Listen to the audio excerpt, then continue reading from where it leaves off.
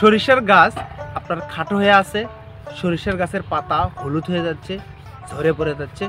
দিনের বেলা আপনার সরিষার গাছ পাতা নুয়ে পড়ে যাচ্ছে, প্লাস রাতের বেলা হালকা সতেজ থাকতেছে, গাছ খাটো হয়ে থাকতেছে, গাছ বৃদ্ধি বরকত হচ্ছে না, গাছে ফুল আসতে সমস্যা হচ্ছে। এই ব্যাপারে আজকে আলোচনা করব। আসসালামু আলাইকুম প্রিয় কৃষক ভাই, সম্পূর্ণ ভিডিও জুড়ে আমি আছি আপনাদের সঙ্গে। আমি মোহাম্মদ সোহেল রানা, উপসহকারী কৃষি কর্মকর্তা। ধন্যবাদ জানাচ্ছি কৃষিভিত্তিক চ্যানেল কৃষি বিষয়ক পরামর্শ পক্ষ থেকে নতুন একটি ভিডিওতে। প্রিয় দর্শক, আজকে আলোচনার বিষয় হলো সরিষার ক্লাব রুট, যেটা বলা হয় সরিষার শিকড়ে বিকৃত মূল, শিকড়ে গুটি গুটি ভাব দেখা যাচ্ছে। সরিষার গাছ টেনে উঠানোর পর দেখা যাচ্ছে সরিষার গাছের শিকড়ে মনে হয় কেশুরের মতো ঝুলছে, 4-5টা বাদামের মতো ঝোলার মতো দেখা যাচ্ছে।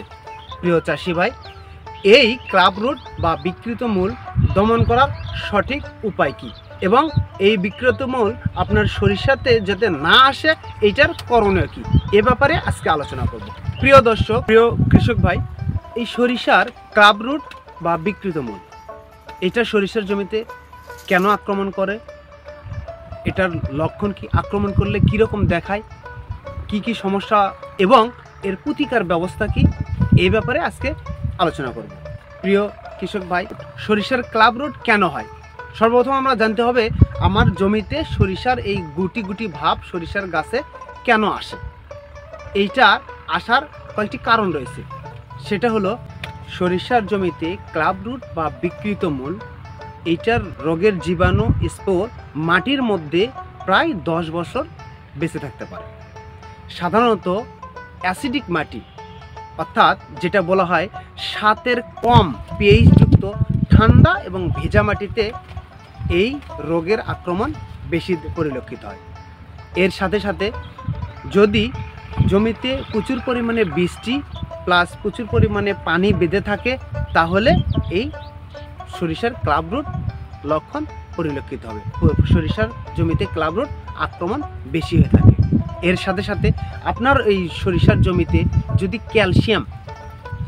ক্যালসিয়ামের যদি ঘাটতি থাকে, তাহলে এই ক্লাব রুট আক্রমণ করে থাকে।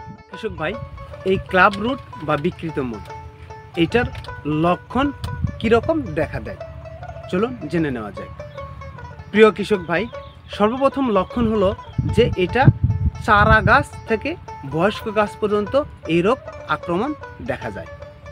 দ্বিতীয় লক্ষণ হলো যে আপনার এই শিকড়ে, সরিষার গাছের যে শিকড়, এই শিকড়টা স্ফীত হয়ে যায়, বড় হয়ে যায়, গুটি গুটি মানে বাদামের মতো অনেকগুলো দেখা যায়।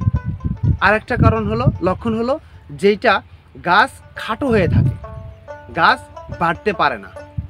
আরেকটা লক্ষণ হলো আক্রমণ করলে দিনের বেলা গাছের পাতা নুয়ে পড়ে এবং রাতের বেলা গাছের পাতাটা সতেজ ভাব দেখা দেয়। আরও একটি লক্ষণ হলো পাতা হলুদ হয়ে যায়, নিচের পাতাগুলো হলুদ হয়ে ঝরিয়ে পড়ে। আরেকটা লক্ষণ হলো আপনার গাছের বয়স্ক গাছে যদি আক্রমণ করে থাকে, গাছটা মারা যায় না, তবে মাটি থেকে পানি এবং খাদ্য শোষণ করতে বা গ্রহণ করতে পারে না। এই জন্যে গাছটা খাটো হয়ে থাকে, গাছের ফলন আসে না। প্রিয় কৃষক ভাই, চলুন এবার জেনে নেই যে এই রোগ আক্রমণ করলে প্রতিকার বা প্রতিরোধ ব্যবস্থা কী কী নেবেন, এ ব্যাপারে আলোচনা করব। সর্বপ্রথম, যদি আপনার জমিতে ক্লাব রুট আক্রমণ করে থাকে, তাহলে এই রোগ দমন করা খুবই কঠিন হয়ে যায়। দ্বিতীয়ত হলো আপনার জমি চাষ করার সময় অবশ্যই পরিষ্কার যন্ত্রপাতি ব্যবহার করতে হবে। 3 নম্বরে আসি, যদি আপনার জমিতে যদি অম্লীয় মাটি হয়ে থাকে, যেটা বলা হয় অ্যাসিডিক মাটি, এই মাটিতে অবশ্যই আপনার সরিষা বপনের 25 থেকে 30 দিন পূর্বেই প্রতি শতাংশে 4 কেজি হারে ডলচুন প্রয়োগ করে চাষ করে দিয়ে রাখতে হবে।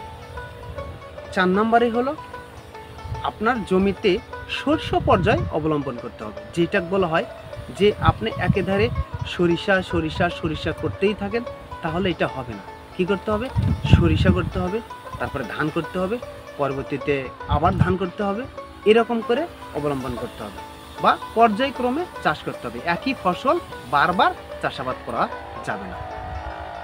5 নম্বরে যদি আমরা বলি, আপনার সরিষার জমিতে চাষ করার 7 দিন পূর্বে, কি বললাম, জমি চাষ করার 7 দিন পূর্বে ট্রাইকোডার্মা যদি হয় তাহলে অবশ্যই 500 কেজি, যদি ভার্মি কম্পোস্ট হয় অবশ্যই 300 কেজি, এইটা জমিতে প্রয়োগ করে একটি চাষ করে রেখে দিতে হবে। যদি চাষ করে না রাখতে পারেন তাহলে অবশ্যই কি করতে হবে, এই 500 কেজি বা 300 কেজি ট্রাইকো বা ভার্মি কম্পোস্ট এটা বাসায় একপাশে ছায়াযুক্ত স্থানে রেখে এর মধ্যে ট্রাইকোডার্মা, যেটা বলা হয় বায়োডার্মা, অন্য কোম্পানির আছে, হ্যাঁ, এই ট্রাইকোডার্মা বা বায়োডার্মা এটা মিক্সড করে রেখে দিতে হবে। মিক্সড করে রেখে দেওয়ার 3 দিন পর আবারও ওই জৈব সারটা আলগা করে দিতে হবে বা পরবর্তীতে নাড়াচাড়া করে দিতে হবে।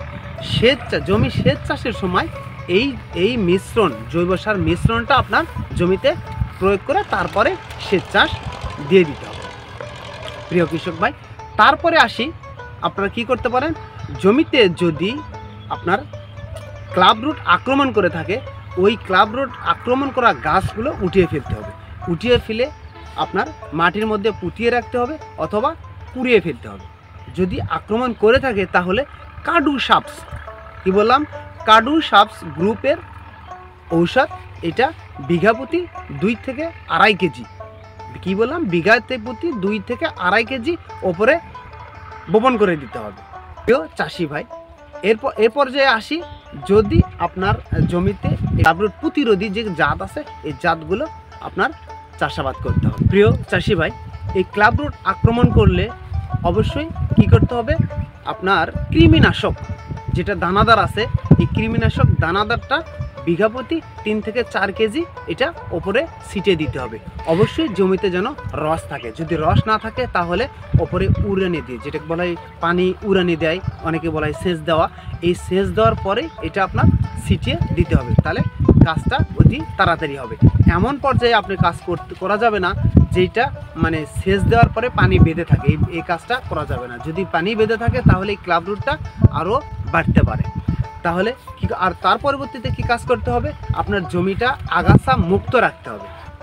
জমিটা আগাছা মুক্ত রাখলে তাহলে এই ক্লাব রুটের হাত থেকে আপনারা রক্ষা পাইতে পারেন।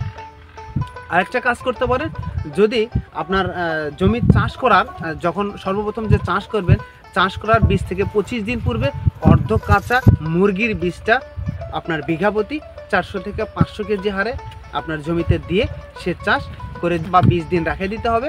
20 দিন রেখে দেওয়ার পরে নতুন আবার চাষ করে সরিষা আপনার ছিটিয়ে দিতে হবে। প্রিয় চাষি ভাই, এই ক্লাব রুট বা বিকৃত মূল যাতে আপনার জমিতে আক্রমণ না করে, তাহলে কাজ করতে হবে আপনার ওই জমিতে সেচ চাষের সময় অবশ্যই জিপসাম, এটা অবশ্যই প্রয়োজন। এই জিপসামটা বিঘা প্রতি 35 থেকে 40 কেজি বিঘা প্রতি এটা আপনার ব্যবহার করতে হবে। তারপর আরেকটা কাজ করতে হবে যে আপনার ওই জমিতে বরিক অ্যাসিড, এটা বিঘা প্রতি 3 কেজি অবশ্যই প্রয়োগ করতে হবে। এই বরিক অ্যাসিড এবং জিপসার আর কার্ডুসাপস গ্রুপের যে কীটনাশক, এটা অবশ্যই প্রয়োগ করতে হবে।